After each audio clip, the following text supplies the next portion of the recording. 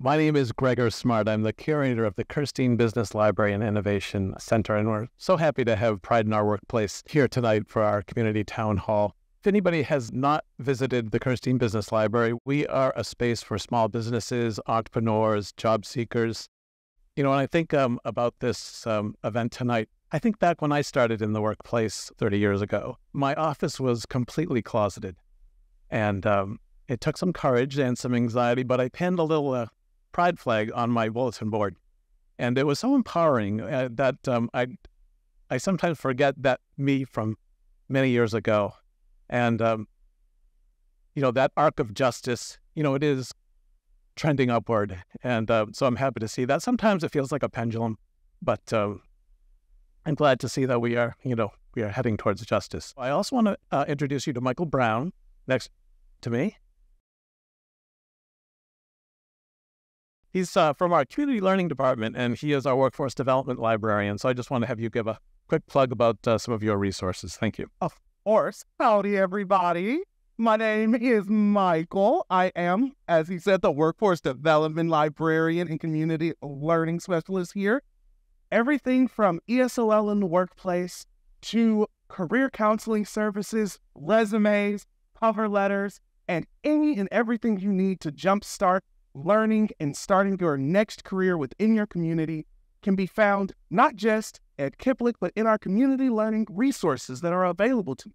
The community learning department is here to be a part of our community because we know that the most important part of we is you and me. Thanks, Gregor, and thanks, Michael. My name is David Leonard. I'm president of the Boston Public Library, and it is my privilege to kick off the formal part of our program tonight. So welcome to your library. I have been out in the workplace since my first full-time position when I was in my 20s here in Boston, and it gives me great privilege to host tonight's conversation. It dawned on me when I became head of this library in 2016 that I had an opportunity to be an out gay man leading a city department, leading a cultural institution in Boston, and that's as much of my part of who I am and who we are here as it was for me in my 20s. We're having this program tonight in the middle of LGBTQ History Month. We often put most of the focus on our Pride celebrations in June, but October also contains National Coming Out Day, and that's a day that I find very, very important. Emblazoned on the front of the Boston Public Library's McKim facade facing Copley Square is the phrase "free to all." And that not only encapsulates everything that the library is about, but in a particular way gives us the responsibility when it comes to equity and equality for all parts of our community to celebrate that and to ensure that those whose voices are not always heard have opportunities to be heard and fully realize themselves. And so, without further ado, with our focus on the workplace tonight, please welcome to the stage Cheryl Katon. Thanks very much, David. Hi, everyone. My name is Cheryl Katon. I am the president of Pride in Our Workplace. I am also the vice president of resource development and donor engagement at Fenway Health. Pride in Our Workplace is a community resource driven by a dozen or so volunteers who are out in our own workplaces, and we represent all sorts of companies of all sorts of different shapes and sizes, small nonprofit entrepreneurs, large, big corporations, and everybody in between is represented on the Pride in Our Workplace board. We gather information from the community about what the community wants to learn about, what the community wants to talk about. We synthesize that into programs like tonight, and then on the other side of that, we create resources for those companies and HR departments that need those resources so that they can do the best job they can for their LGBTQ employees and clients and customers and all of the above. So I want to have a big shout out to the Pride in Our Workplace board, volunteers, and our staff, Carly, who's online. So round of applause for the team. Thanks to David, Gregor, and Michael, and everybody at the Boston Public Library. Now, I want to introduce you to one of the board members of GLAAD. We are all very familiar with GLAAD for all the wonderful work that they do for the entire community. And I'll let her give her remarks, but I'd like to introduce Beth Myers. My name is Beth Myers. I am a partner at Burns & Levinson here in Boston. I practice employment litigation representing individuals. I'm also a board member of the LGBTQ Advocates and Defenders, better known as GLAAD. GLAAD, if you don't know, is an organization working in the courts and through policy to create change and a society free from discrimination based on gender identity and expression, HIV status, and sexual orientation. I myself am an out lesbian in the workplace and in my life generally. Celebrating LGBTQ History Month is particularly special in Massachusetts because so much of what we've accomplished happened here. Next month, we're going to celebrate the 20th anniversary of the Supreme Judicial Court's decision in Goodridge versus Department of Public Health. Anyone who has entered into a same-sex marriage in Massachusetts in the last few years has that decision to thank. That was GLAAD's lawsuit that made it the first state in the country, the first place in the country, where same-sex couples could legally marry. We're going to be honoring the 14 plaintiffs that were involved in that litigation at GLAAD's Spirit of Justice Award Dinner on November 9th. Everyone is encouraged and welcome to attend. The history of Goodrich, I think, is instructive for the current moment that we find ourselves in this ongoing struggle for LGBTQ equality and justice. While our community rejoiced in November of 2003, powerful leaders, Republican and Democrat, from our then current governor and attorney general to leaders in the state house and the Senate, were already mobilizing to undermine and undo the ruling. The lead counsel in that case, Mary Bonato, a staff attorney at GLAAD, described the moment as opposition set in about 1 nanosecond. The national response to Goodrich was similar. You might remember President George W. Bush, who called for a federal constitutional amendment to ban marriage for same-sex couples. In the year following the Goodrich decision, 11 states passed constitutional amendments to foreclose similar rulings, and many more followed suit in subsequent elections. That may sound familiar. Despite this awful backlash, our community prevailed. Here at home, we defeated attempts to amend the Massachusetts Constitution, and momentum built from there. A decade later, in 2015, after a hard-fought battle, we secured a national ruling for the freedom to marry from the U.S. Supreme Court in Obergefell versus Hodges. That victory came with an important assist from the business community. Indeed, 379 businesses and corporations across the country signed on to a brief that was filed with the court, arguing that marriage equality was good for their bottom line and for our economy. Today, support for same-sex marriage in this country remains at an all-time high of 71%. In light of that history, it's logical to look at the flood of anti-LGBTQ legislation and legal action inundating us today and think this too shall pass. But truthfully, this is a unique moment in the LGBTQ movement, and not in a good way. The more rights we gain, the more accepted, supported, and integrated into society we become, the harder the powerful forces that oppose dignity and fairness to LGBTQ people work. And right now they're working overtime. This year, extremist lawmakers in state legislatures across the country filed more than 500 anti-LGBTQ bills, 76 of which have already been signed into law. This unprecedented wave of legislation attacking the right of transgender youth to play school sports with their friends, to receive essential medical care and access bathrooms that align with their lived gender. It seeks to punish parents that support their trans children, prohibit teachers from discussing LGBTQ issues in class, outlaw drag shows, ban LGBTQ-themed books, and restrict gender-affirming care for children and adults. These efforts have real consequences. Parents are actually relocating their families from hostile states to places like Massachusetts, which pass strong protections for both reproductive and gender-affirming health care to ensure safety and continuity of care for our trans youth. Armed right-wing militias emboldened by anti-LGBTQ politics have shown up at LGBTQ events, threatening organizers and attendees, sometimes even causing these events to be canceled.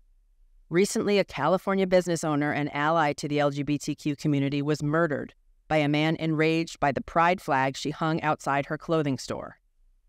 Further compounding our struggle is a Supreme Court with a conservative supermajority that seems hell-bent on weakening LGBTQ protections, including its narrow but alarming ruling in 303 Creative. That ruling declared, for the first time ever, that a small subset of businesses could refuse service to same-sex couples. The Dobbs ruling, which upended 50 years of legal precedent on abortion access, also implicates fundamental privacy protections used to establish LGBTQ rights. Clarence Thomas made it clear in his Dobbs concurrence. He called for both Obergefell and Lawrence v. Texas, a ruling that invalidated laws prohibiting gay sex, to be reconsidered in light of Dobbs. GLAAD's fighting back on as many fronts as possible. In Alabama, we're challenging the criminal ban on medical care for transgender adolescents. Although we won in the district court, the decision was overturned by a panel of the 11th Circuit Court of Appeals. We've recently asked the 11th Circuit to reconsider the panel opinion and preserve the injunction, barring the law from being enforced. We're preparing for a full trial in a couple months in December in our challenge to Florida's law banning healthcare for transgender adolescents, in addition to a challenge to the state's restrictions on access to care for transgender adults. In New Hampshire, we're challenging a school censorship law that chills teachers' ability to talk to students honestly about race, disability, and LGBTQ identities.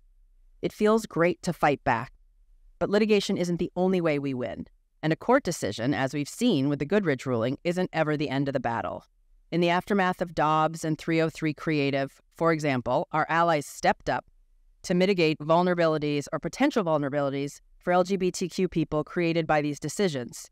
In the wake of 303 Creative, for example, Michigan Governor Gretchen Whitmer signed comprehensive non-discrimination protections for LGBTQ people into law.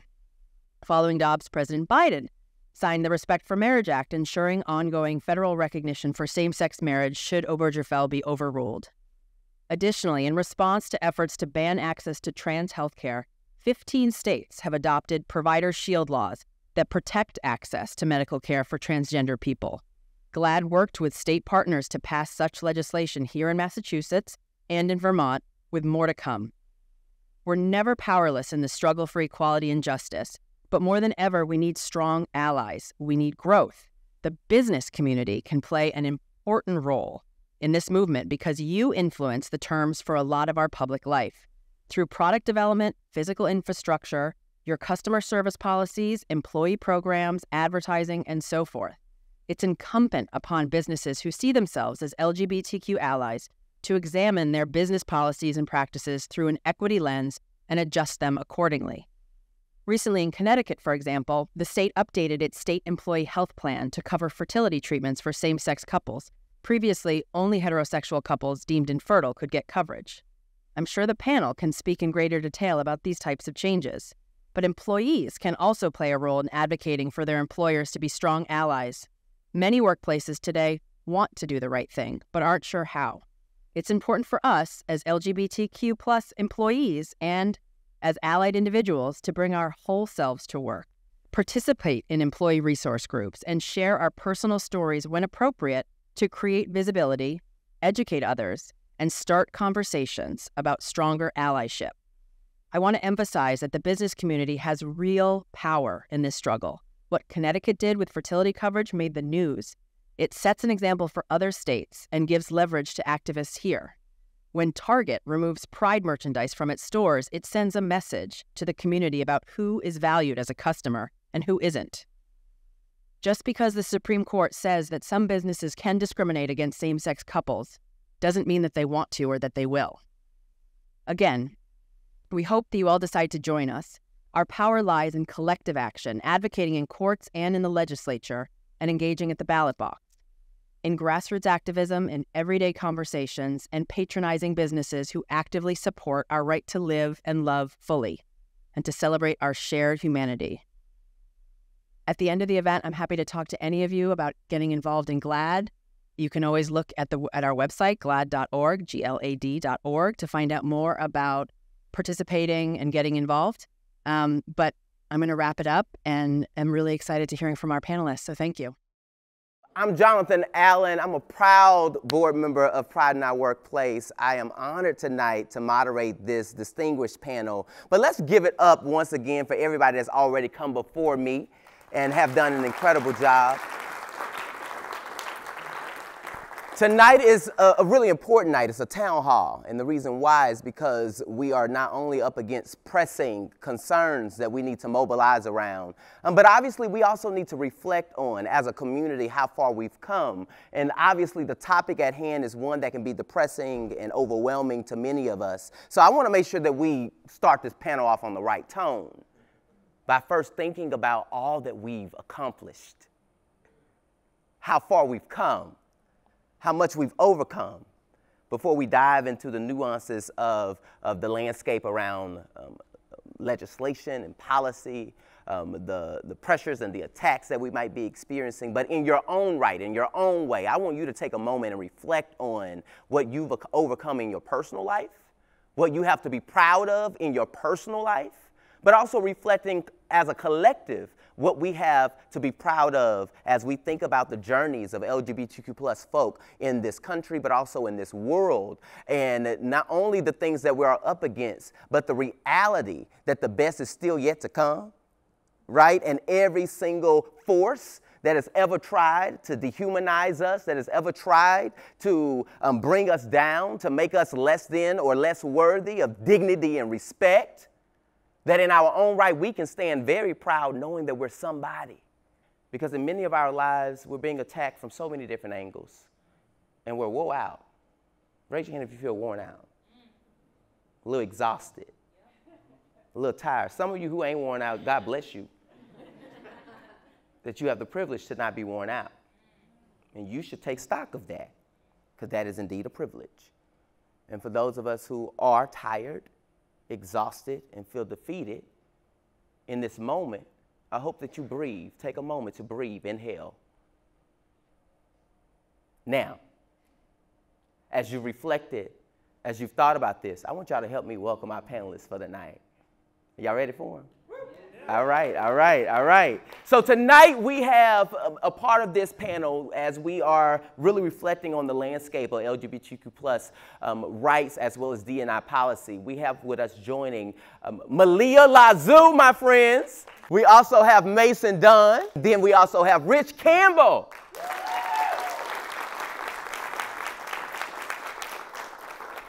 Thank you so much for being here tonight. We're going to engage in a very lively but also laid back, relaxed type conversation.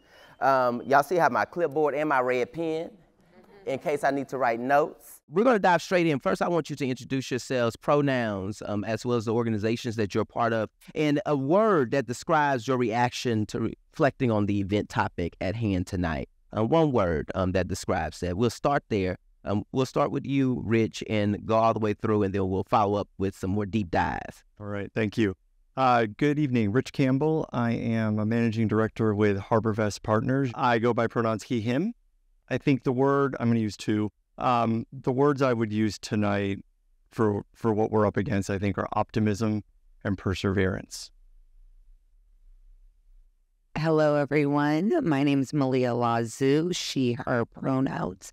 And I think the word that I would use for tonight is predictable.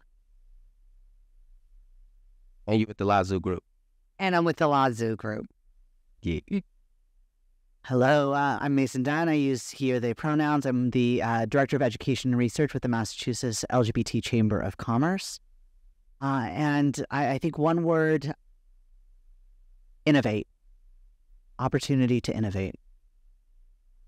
Such an important word, and it just made me even think about it in my own opening remarks. I didn't tell y'all what organization I'm a part of. I'm a part of Leadership Brainery, and we are increasing access to master's and doctoral degrees for underrepresented communities. I'm a co-founder of Leadership Brainery alongside my partner and husband, Derek Young Jr., who's with us today. Derek serves as our executive director, and I lead fundraising as our director of development. So if y'all are interested in learning more about LB, holler at me afterwards. So diving in, my friends, innovation is so key, Mason, and I really appreciate you for raising that, because I think that innovation is what pushes us in the face of adversity always. And when it gets tough, we always remind people then you have to get creative. You have to get innovative. If we do what we've always done, we'll get what we've always got. That is the reality. So, Mason, let's start with you diving into this idea of rallying corporation support for LGBTQ plus communities.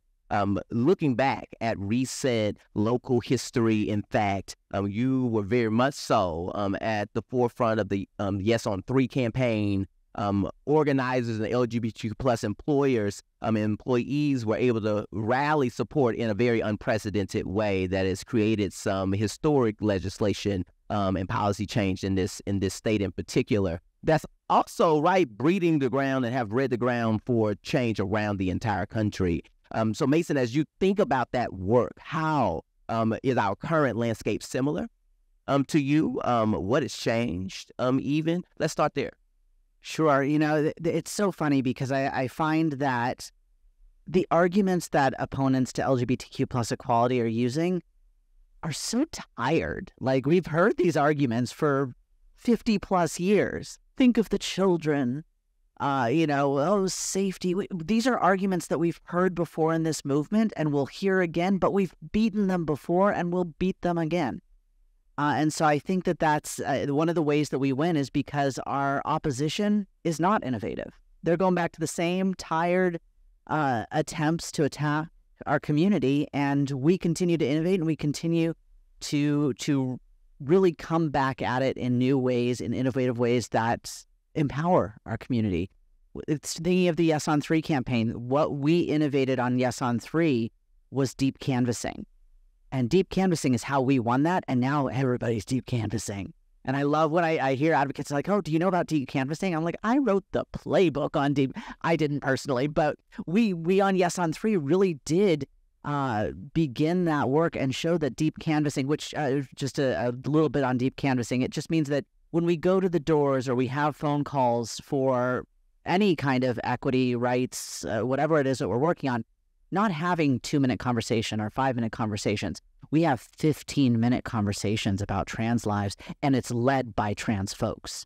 And that's how we won on Yes on 3, and that's how we're going to continue to win, is by investing the time and energy, which requires all of us to do that work in order to have those conversations to change hearts and minds for equity. That's really powerful, Mason. And would you say that's an example of innovation? Absolutely. It is 100% an example of how we innovated in order to win. And how do we set ourselves up to do deep canvassing effectively? Get everybody in this room involved. No, really, when we did Yes on 3, we had over 5,000 folks who were volunteering on the campaign. And we had so many of the names that you saw up earlier of these organizations and corporations who were supportive, who were also inviting their employees to get involved into deep canvas.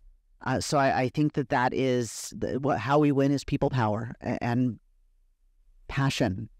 People power, passion. Coin that.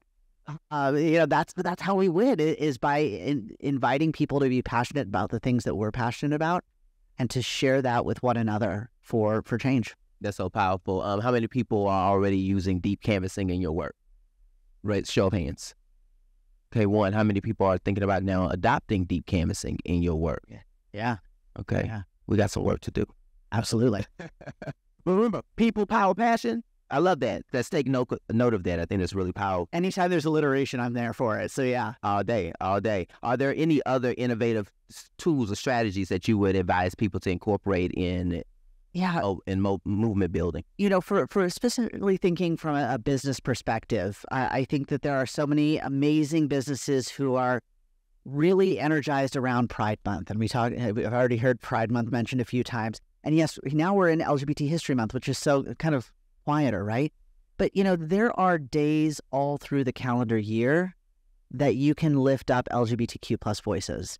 I heard Coming Out Day was one October date. Does anybody else know an October LGBTQ day? Yes. Spirit Day, absolutely. And the date on that is the 19th. Great. How about October 26th? What's October 26th? It's Intersex Awareness Day. And people oftentimes don't think about the intersex community. So these are opportunities to learn more by looking at your calendar and saying what exists, how can we celebrate, how can we lift up voices? And as corporations, we can do that together to empower employees, empower our customer base, and empower everyone to learn a little bit more.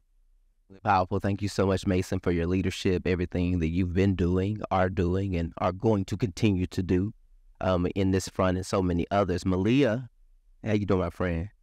Doing well. How are you? I'm doing good. I'm doing good. Let's dive in. We've seen companies hesitate now to really support LGBTQ plus communities, to support D&I policies as well, kind of wavering back and forth between these different eras and times. And, interested amid all of this, what are you seeing as the perceived challenges that companies are having with sustaining and even scaling their efforts in terms of supporting LGBTQ plus folk?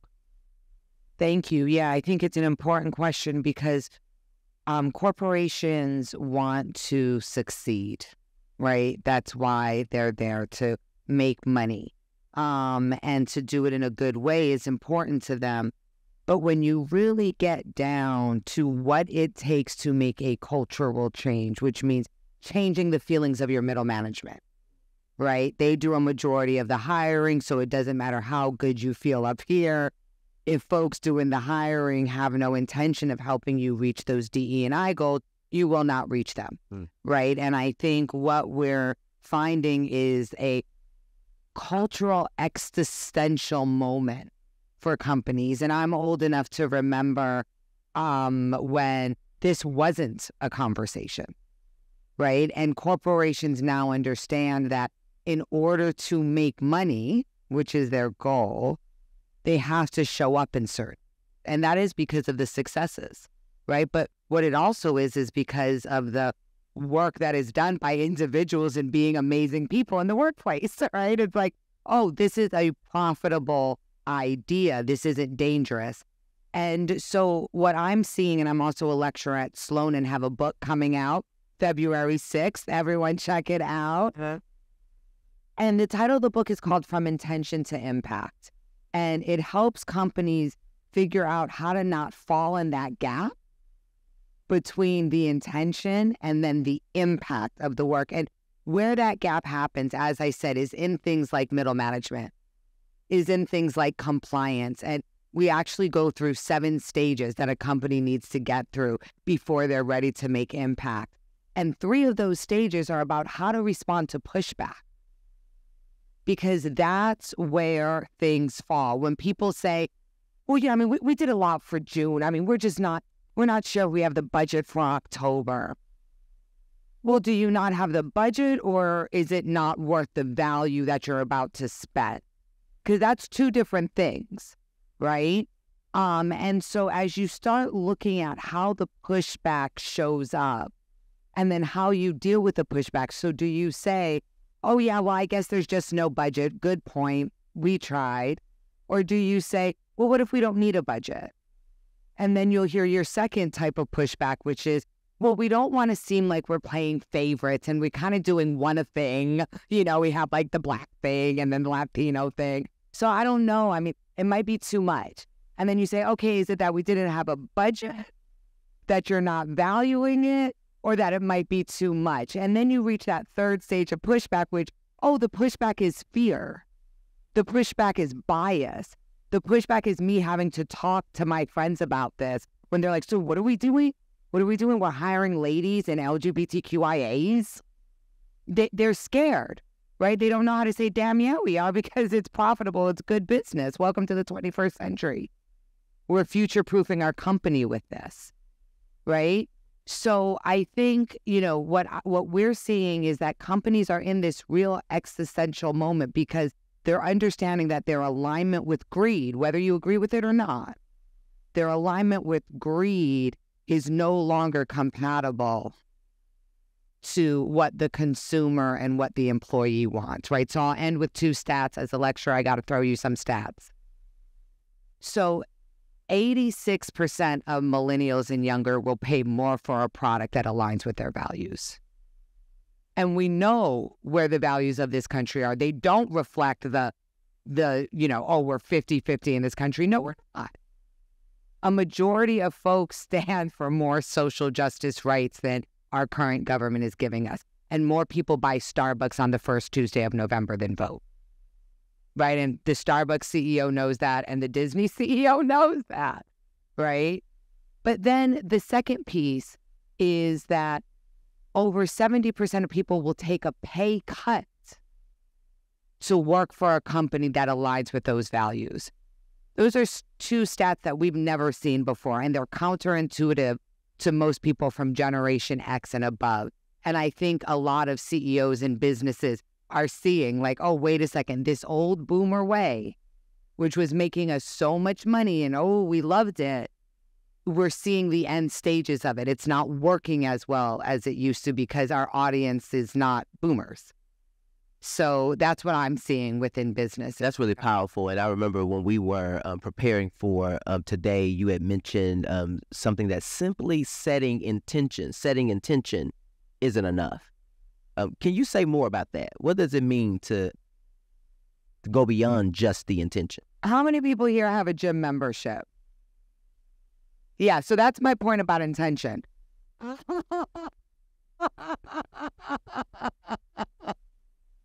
You know, I have every intention of, and I have the intention because it's important. It's for my health. You know, I mean, I need to work out. I mean, I also want the Beyonce body, but that'll come. But like for my own, you know, I'm 46. I need to keep the joints moving, right? Motion is lotion. I need to keep doing all of that stuff.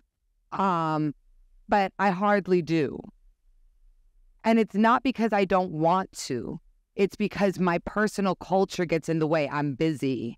I'm not a morning person. And if I don't work out in the morning, it's hard to get to in the day, right? If I work out too hard one day, it's hard to go for the next day because I don't have much endurance, right? Like I'm not avoiding it because I'm lazy and I'm like, I really have the intention to do it and I still don't. And that's why when you set an intention, when you say, we're going to have gender parity with it, are you? Or did you just watch, you know, the Renaissance movie and decide you got to join a gym, right? Like, did you see a little Beyonce that I really should, let me not eat these chips, right? Like, is it that reaction? Or are you sitting down with your doctor, right? Working on physical therapy, really taking what you need to do seriously when you set these goals? When you say we want to be a company and a culture that builds belonging, do you even know what people need to belong? Do you know actually what will make them feel like an invited guest in your company?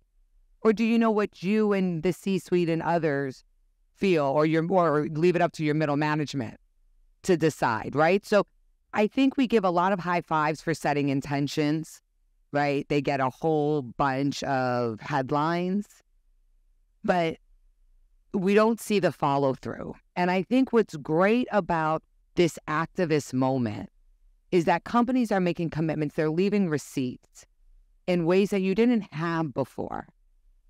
And so those are intentions. And just like I wish someone would wake me up every morning and be like, come on, we're going to the gym, right? Like, and take me with my coffee and my smoothie. We need to do that for companies, right? We need to hold them accountable to say, you said this, right? So when we see commitments, that's great, but let's not over-celebrate, right? My mother always used to say, why buy the milk when the cow's free? And we will celebrate the smallest bit of show of intention. And so I think it's important as a community that we get excited about intention, but that we see it, if you're an organizer, not for everybody, but if you're an organizer and a leader in this community, that you see it as part of your responsibility to be that gym buddy for the companies that you care about and that you use and that you want to care about you, and that you find ways to organize, that you find ways to boycott. The last thing I'll say about intention is Bud Light. Bud Light is actually an example I'm now teaching at Sloan. And the reason is because it's proof positive of what happens when you waffle. They took a stand, right? And you can also talk about the first CEO or the CEO when Bob Iger did it, right? They took a stand. Boom, yes, sis. Beer.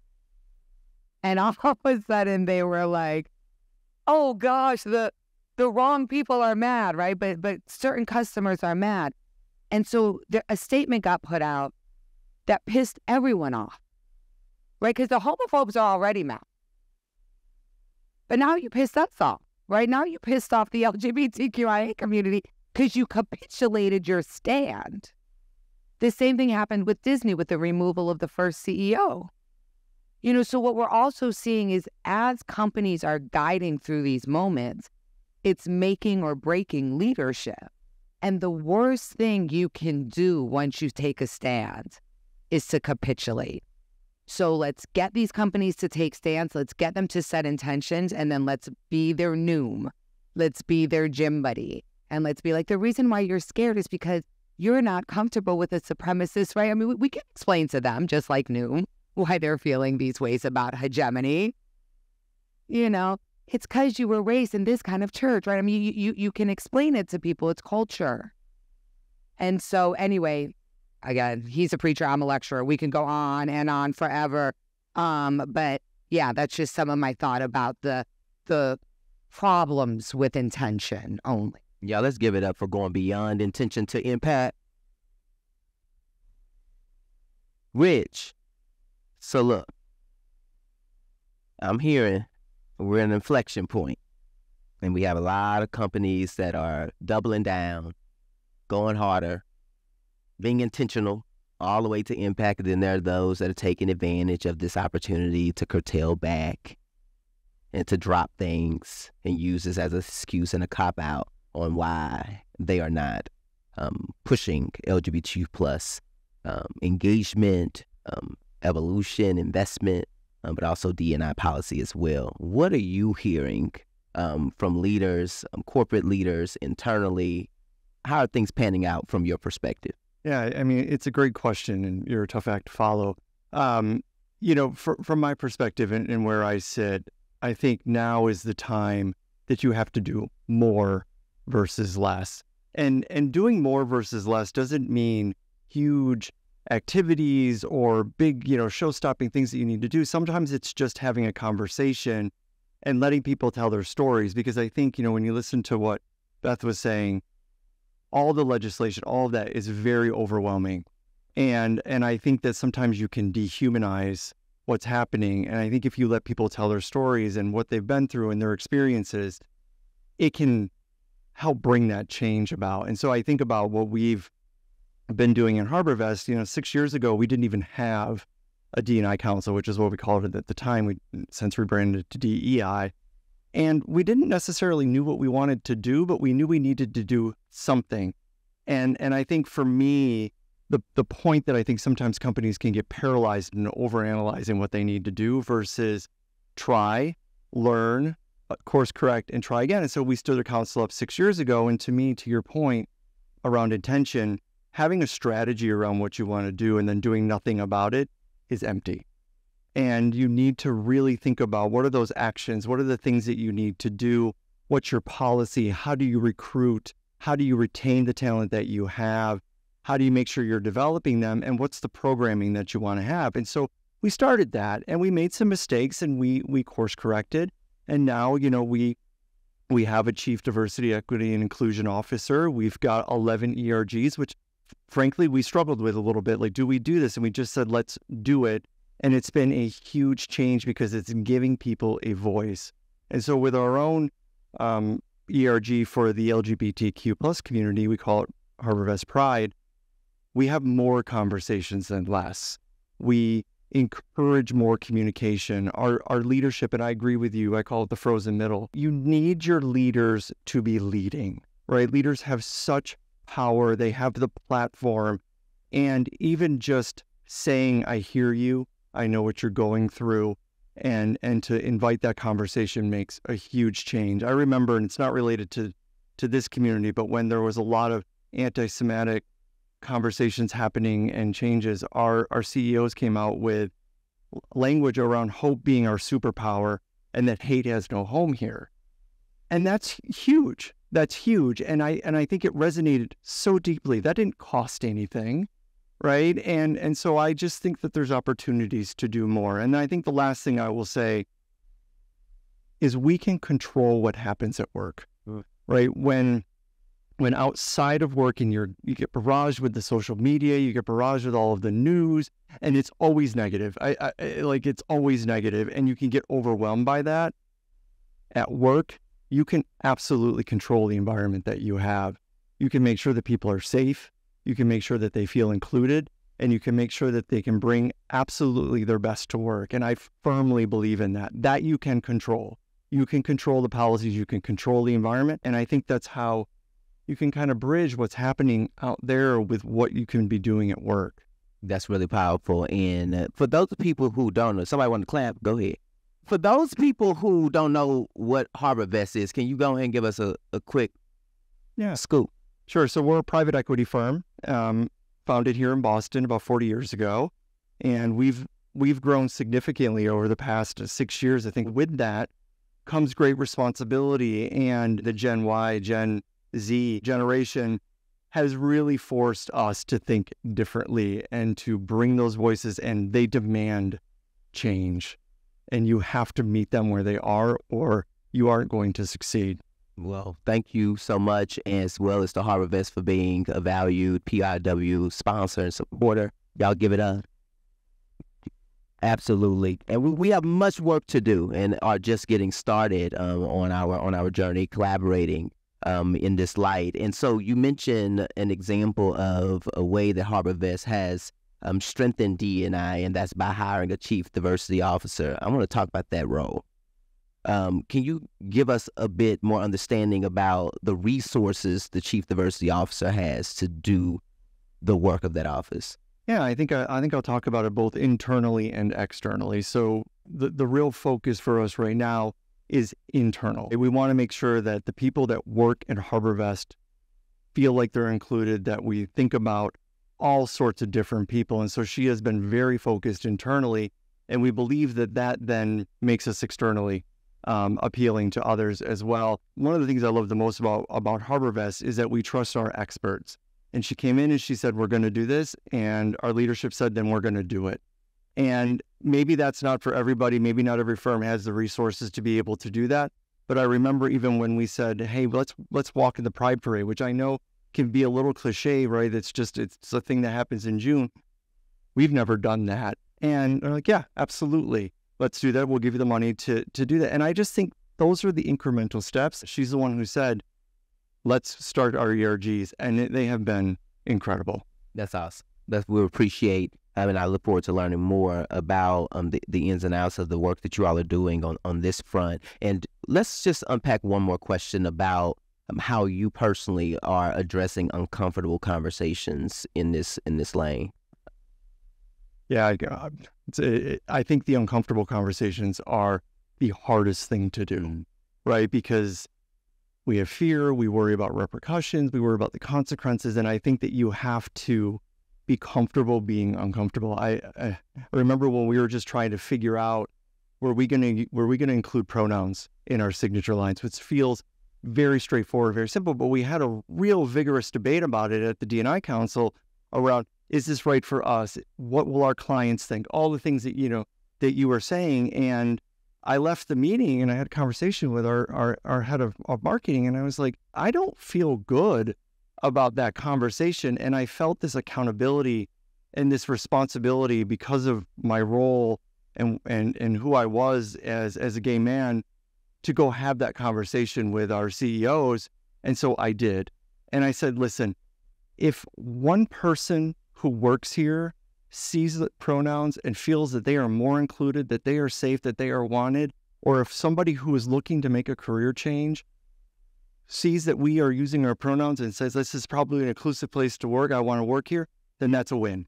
And I had that conversation. It was really hard. Like my heart was in my throat, and and I'm like a senior leader at the firm, and I was like really nervous about it, but it changed his mind and we did it. And then I had to have follow-on conversations, which to me, is progress of something we would have never done 5 or 10 years ago, with other leaders saying, I don't want to be seen as not being inclusive. What do I do? And I said the same thing. They're like, you know what, you're right. That's just an example of just being uncomfortable and getting yourself out there. I think once you have that first uncomfortable conversations, the rest come a little bit easier. Yes.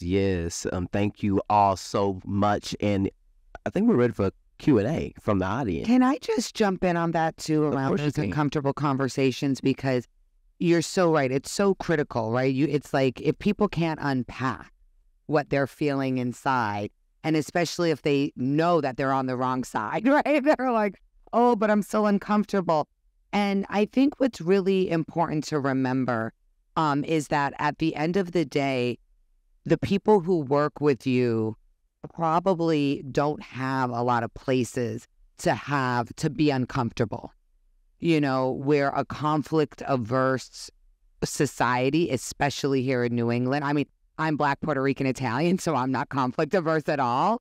But that's why I'm good at my job and I'm a good consultant in DE&I, because I'm like, oh, I'll have the conversation. It's a simple answer. And it is important to model that behavior so that people can see, okay, I can mess up. I can do things that are uncomfortable. I can be honest, and I can still be a part of the tribe. I can still be a part of the family as I'm doing my learning. And it's so important for us to model this behavior so people can see it, because for a lot of folks, people still might be, you know, they may not have come out in their own family, so they might not know that they have a gay cousin or, you know, like we don't know. And so it's really, really important for us to remember that the work happens in this discomfort, yet in corporations, you are trained to cover your ass.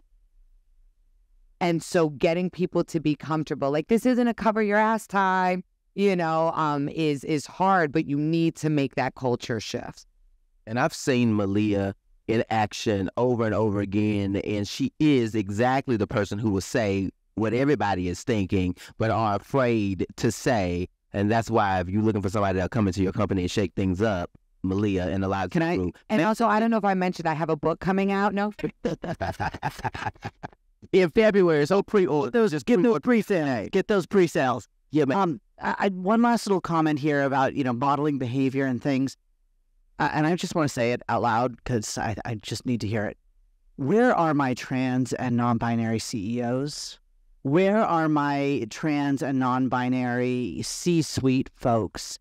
We need to be hiring and promoting and providing leadership opportunities for LGBTQ+, for non-white leaders in our movement. I want to see that more, and I want those conversations of how we make sure there's a pathway for our success in our organizations, in our corporations, for a non-white, not cis, not het CEO, C-suite, yes. The next leaders. Yes. That's the modeling I want to see. Let's affirm that, and let's make sure that we be intentional about taking that conversation out into our communities, into our workplaces, and making sure that it's on the minds of people who it typically would not be on the minds of. That's how we continue to build these movements. Let's go deeper. Q&A. We have microphone there, microphone there. Who have questions? We don't mind. Down right here. Thank you so much. Thank you all for this conversation. I've been having a lot of talks with folks who may identify as straight, and they feel that, you know, now in this current society, rather it's through media or rather it's through seeing a lot of us as leaders in the forefront more, that LGBTQ folks don't need anything else, that we've made all the progress that we need. And so how are we combating that performative aspect that we see, you know, with more commercials during Pride Month and, you know, things popping up on social media and folks feeling like, hey, I don't need to do anything else for the LGBT community because you have everything you need. This is why you need to hire LGBTQ+ folks in those higher leadership positions to tell you we're not done. I was actually just on the phone when I was driving down here with a friend of mine who works for a major corporation, and they're getting sent to a conference in Florida. And they're on the fence of like, I can't say no to this opportunity. This is an amazing opportunity for my career. But as a trans person, I can't go to Florida. I will be arrested for using the wrong restroom. That's a law on the books.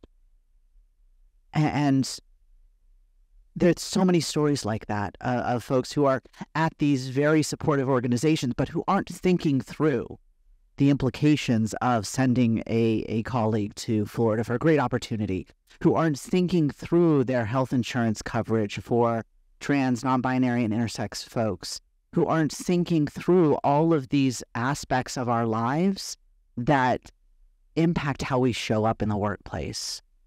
So my number one answer to that is, if you think the work is done, then you're not doing the deeper dive, and you need to hire people who can help you lead that deeper dive. I want to go back to my word predictable. Whenever folks talk about this work as it's over, and maybe it's because Dr. King so eloquently talked about a mountaintop, that it made us think, or we listened to Amazing Grace, that it makes us think it's this moment. But it really is a practice. And so I don't care if someone's saying, well, y'all got marriage, what more do you want, right? Well, we want more, you should want more as a straight white man, right? We should all understand that. And so, this idea of, well, you have enough. Well, right now, everything that was gained is on the line again. And if we look at the history of movements, we see that's the case for Black folks. They've had to build generational wealth every generation, and then it gets taken away, right? And so that would be my answer, is where is this place of stagnant liberation? I've never seen such a place. All I've seen are experiments in trying to be better and trying to be nicer and trying to be more inclusive. But this idea that somehow we will achieve is just quixotic. And that's how I would talk to them about it. And I would also include them in it. With their little $25 an hour making, we're all in this thing that's called capitalism that needs others. And so today we're one of the others. But I think that's just such an important part of this conversation, because I hear it all the time.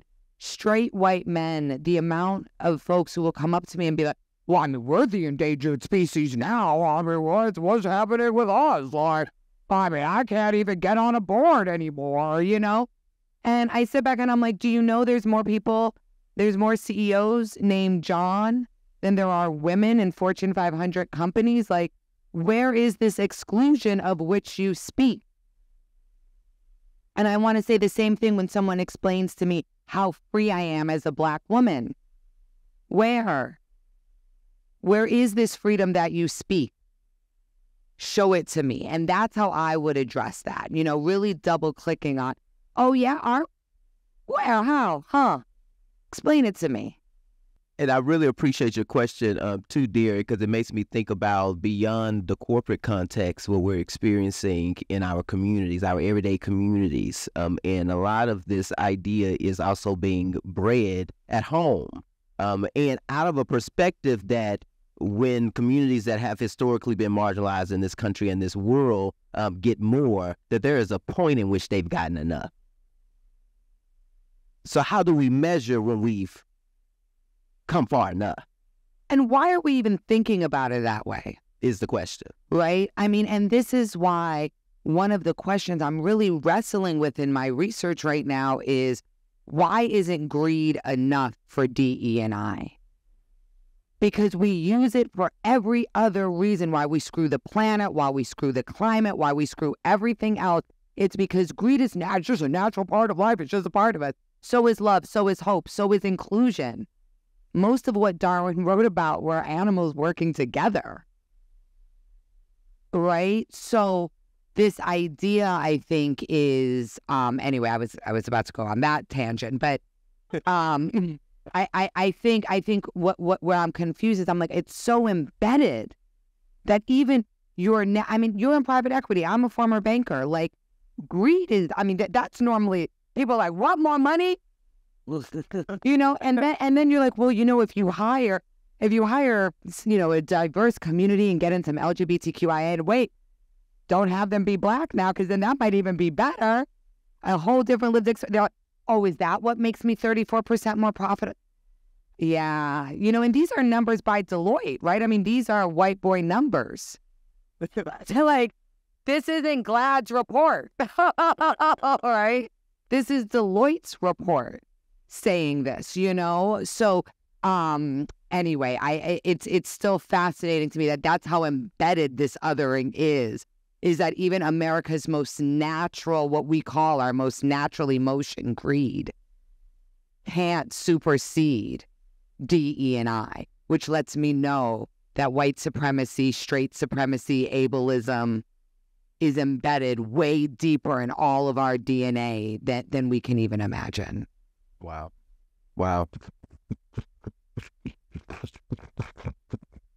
Hi, I'm a public finance lawyer here in Boston. And what I'll say, the question of why isn't greed enough? I think one answer is what counteracts greed, particularly right now, is politicization. And it's politicization of things like ESG and DEI. You have a lot of Republican-led states right now passing these anti-ESG, anti-boycott, anti-discrimination laws focused on issues like ESG and DEI, where they're basically saying, we're not going to do business with you as a company if you have an ESG or a DEI policy that we don't like.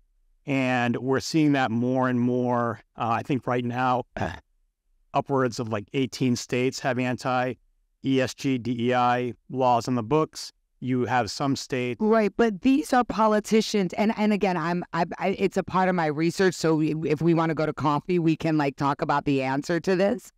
But they bought those politicians. They could buy new ones. I agree with you. Right. And so again, I'm sorry if I asked it, and if like I want to make sure that, that I don't know if there's a question or what, but it's a much larger question than a current situation. Like it's much deeper, I think. And so I get what you're saying, that the reason why there's pushback now is because there was victories 10 years ago. Right. So. But so anyway, yeah, I'm sorry. I don't want. No. I think that I don't want to start pushing back and be like, well, I thought of that answer too, and this is why I don't think it's the right. No, I just think that now we're in a political cycle, and for 2023 and 2024, you're going to see people throwing out red meat to their constituencies on these issues, and I think it's going to be polarizing, and you're going to see this whole red state, blue state divide up until like November of 2024.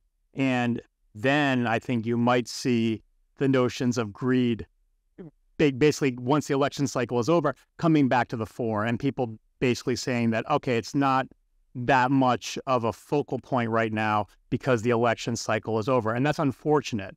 But that might be. I don't think that's the case. So, but I mean, I think we've gone through a couple of political cycles. We've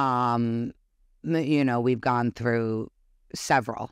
The problem is we don't actually want to include, right? There's the story of the elephant and the giraffe, and they're friends, and this is a West African story, and they hang out, and the giraffe says, "Come to my house, come hang out," and the elephant's like, "Cool." So the giraffe gets excited. He runs home. He cleans his house.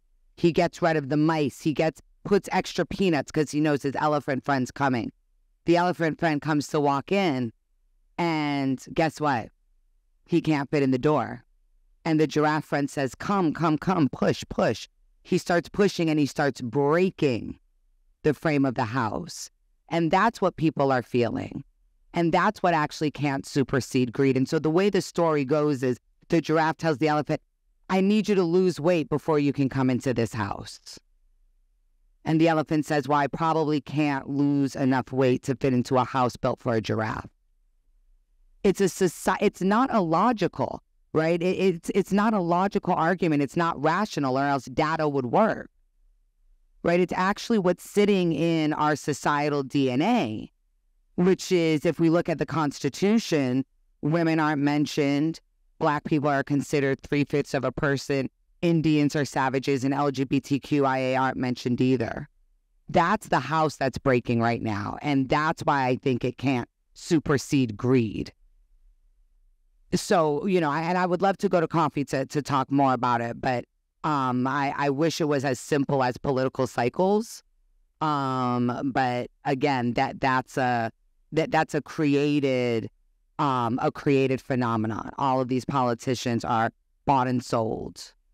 So I think us being okay, and corporations even wanting to do the fight seems strange to me. Why do you want to fight people you own? Tell them to do it differently. But you're scared to tell them to do it differently, and that's the problem. So anyway. I lived the elephant and giraffe scenario, like in my, and I'm sure a lot of us have too. I mean, and not at the firm I'm with now, but a firm that I worked at that shall remain nameless. When I first came out at the firm, everyone was like, "Oh, how wonderful and how great!" And I immediately was put on their diversity committee. And I remember the first meeting of the diversity committee, we had to go around and we were asked, well, how are we doing on diversity? And like, what can we do better? They got to me and they were like, well, what do you think? I'm like, I think we're doing a good job, but there are always ways to improve.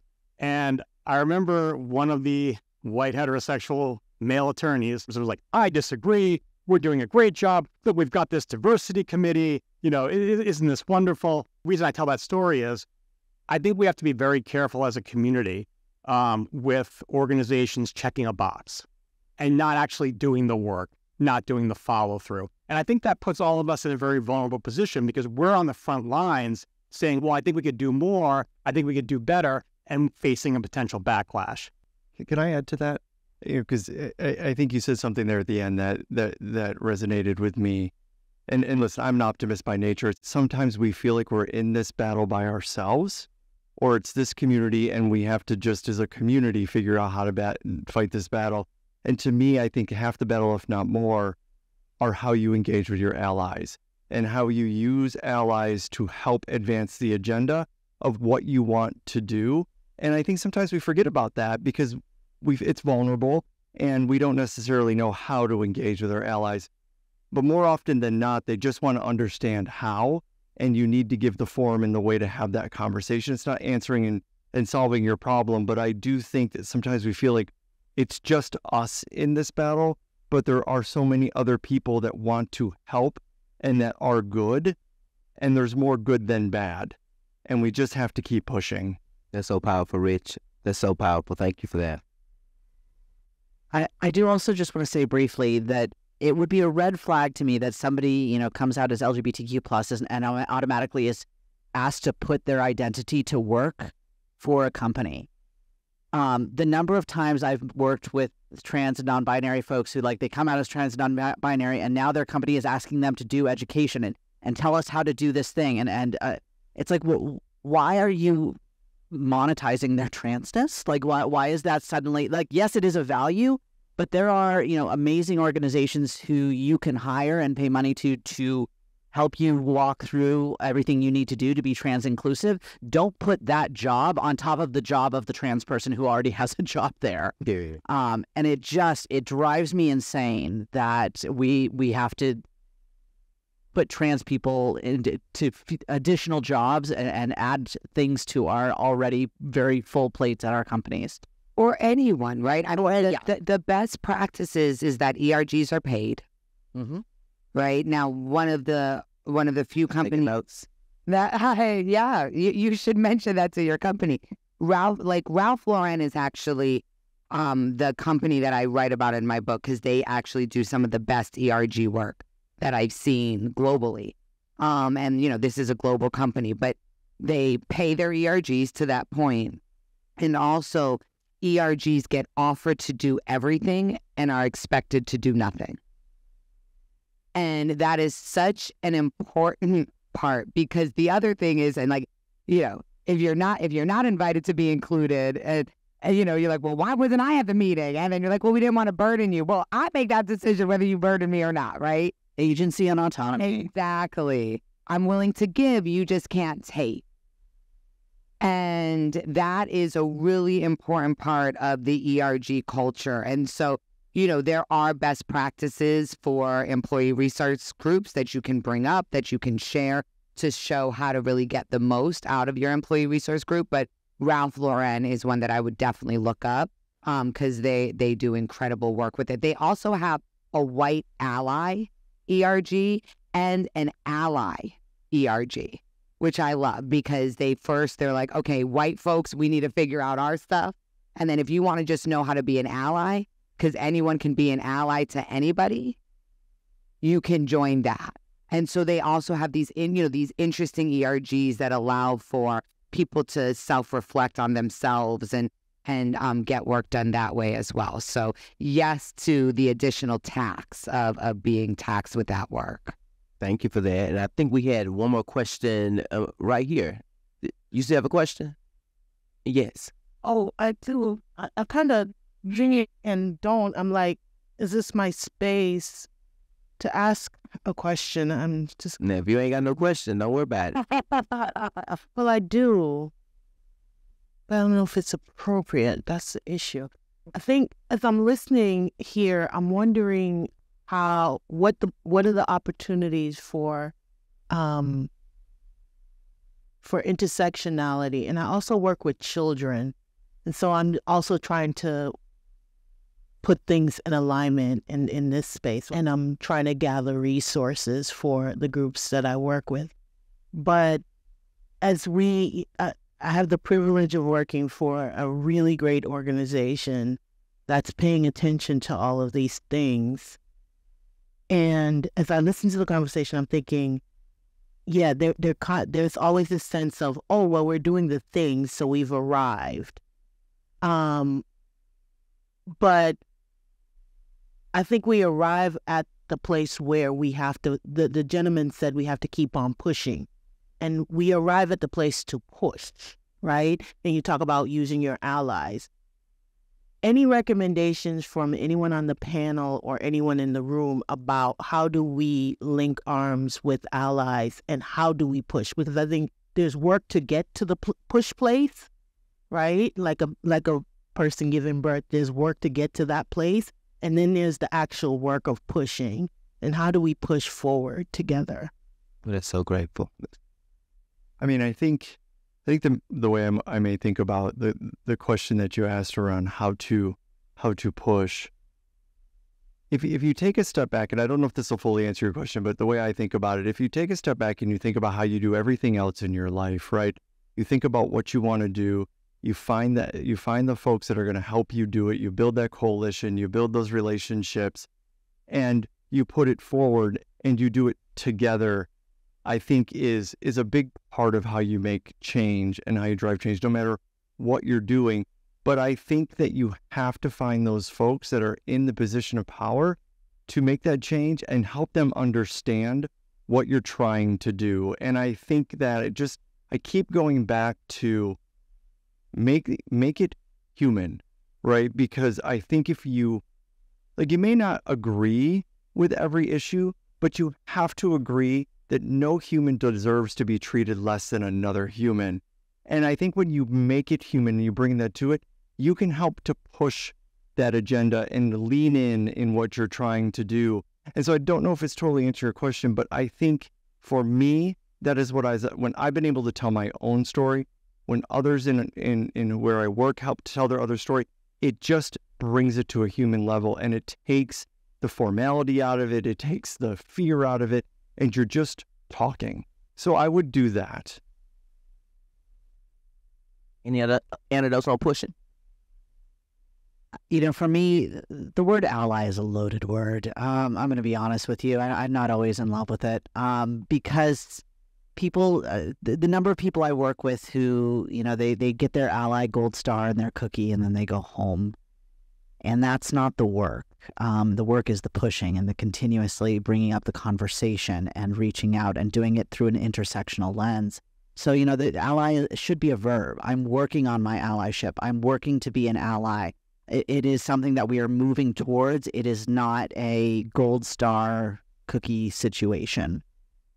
So I think if you take that look at allyship as something that you're always moving towards, it becomes that constant push, that constant opportunity to do more and be better and open up the conversation. I also, how many times have we been in meetings about meetings? And how many times have we had conversations about conversations we need to have and then they don't happen? So let's have the conversations and then let's do the work. And whether that's, bringing in speakers, participating in Pride Month, bringing in intersex advocates to talk about how they can be better for the intersex community, bringing in the asexual and aromantic communities, how we can do better for those communities, listening, having conversation, and action. And at the end of every meeting, what are our action items and where are we going from here so that we don't lose sight and we check in just like any other deliverable. So check in, do the thing, what's next? And there is always a what's next. There's always opportunities. And so the thing I will also say about this is I don't want to disparage allyship by any means. But this last year for the Boston Pride for the People Parade, I was responsible for the Trans Memorial part of the march, which was one of the hardest things I've ever done in my life. I walked with the parents of trans people who are no longer with us, and they marched for their kids.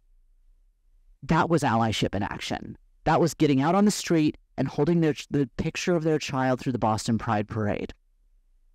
And when I put the call out for people to carry the names and faces of the 54 trans people who had been murdered in the past year, I had crickets from my so-called allies. And I pushed, and I pushed, and I pushed, and eventually I was able to make sure that every sign had somebody to carry that name. That's the March of Allyship. And everybody I reach out to, I want to do Boston Pride, but I want to celebrate. I want to have fun. It's a party. It's not a party for the people who are dead. So maybe show up for them. So I think I tell that story of the importance of sometimes allyship isn't fun. Sometimes allyship is marching in silence. And that's what needs to be done.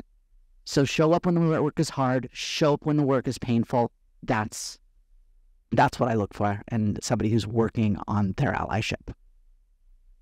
So much, Mason. Malia, you have any final reflections on pushing? On push? On push. What I'm learning now in my elder years, as I'm becoming an elder and training, is that pushing is what you do sometimes when it makes sense to push. But just like labor, it only makes sense to push at certain points, right? Or as you can be pushing and pushing, and we often mistake motion for progress, which is why 250 years ago, Ida B. Wells told us to be careful of that, right? And so when I think of pushing, when I think of how we come together, what I really think of is, how do you treat people every day? Do you have to know they're a part of your community to be nice? Do they have to show up in a certain way so you know they're a part of your community to be nice? Or are you just nice to people, right? If they're, when we think about allyship, right? Is it just Black trans lives that matter, or do Black lives matter? Right? And is there a place for allyship there? My personal work that I do in my volunteer time is with the disability community, which every single othered community, every single oppressed community still forgets about them. And we still forget about our disabled brothers and sisters who are in every single one of our communities, right? One of my friends, she's Jewish, and she was saying, you know what's so incredible? There's certain countries where you might not find me in, but there's going to be someone with cerebral palsy. She's like, my community is everywhere.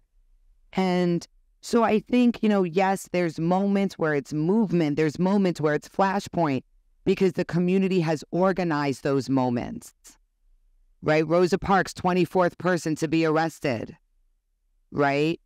We know the work that went into Massachusetts marriage law. That didn't just come, we're going to try it today. Someone call me a lawyer. We're going to get this done, right? It actually takes a long time. And so when we do need to push, we push. But you get exhausted if you push every day. So what you need to do is just be a human being every day. And every day think about how you how you have your own bias and how that shows up to hurt others, right? As a Black woman, I have slut-shamed. I have made assumptions about Black people, right? I have done things that I should not have done just because of my lived experience. So yes, push, but also hug, also reflect, also look at what's your scarcity mentality. What makes you need to win the victim Olympics, which we so often get into, right? So just how are we treating one another? And how are we loving ourselves? Last thing I'll say, I promise, Jonathan. When I worked for Harry Belafonte for years and years, and we were training young people in Kingian nonviolence, and the first lesson was there are very few people who will be as violent to you as you are every day to yourself. And so if we're going to double down, if we're going to push, let's push when the time works for those flashpoints, but every day, let's push to love ourselves more as the people that we know deserve the freedom and liberation. Yes, put your hand over your heart and receive it. In closing, I was in South Africa a few years ago, and we were on a safari, and it started to get dark. And we noticed that a lot of the animals that we had seen were starting to congregate and come together. And so we asked the driver, why are all those animals coming together? And he said, my brother, he said, the reason why all the animals are coming together, he says, because as it gets dark, they all realize they have an enemy in common. Yeah, and it's the lion. And so they're better off being in solidarity and coming together to protect themselves as opposed to staying siloed and away from each other. And so, my friends, please hold on to the power that we have when we come together, when we stick together across our various backgrounds and perspectives and lived experiences, in realizing there's power in our collectivity. There's power in our intersectionality. There's power in our interdisciplinary nature. There's power in our interrelatedness, our interconnectedness. We're interdependent. We need each other. We're better together, and that's not just a cliche or a slogan, but it's a reality. So while you push it, don't forget to hold on. All right? Mason, Dunn, Malia Lazu, Rich Campbell, thank you so much for being with us tonight. Thank you to Pride in Our Workplace for assembling this amazing forum, to even our colleagues, Katie, as well as Brian. Thank you for your leadership. Where's Carly? Well, she's not here, but Carly Davis, as well, who is doing tremendous work at PIOW. What's up, Carly? Yeah. Love you. Appreciate you so much for everything that you do to the entire, who else? Where's Karen? Hey, Karen. Who else from PIOW is in the house? We've already acknowledged Cheryl, but let's give our president.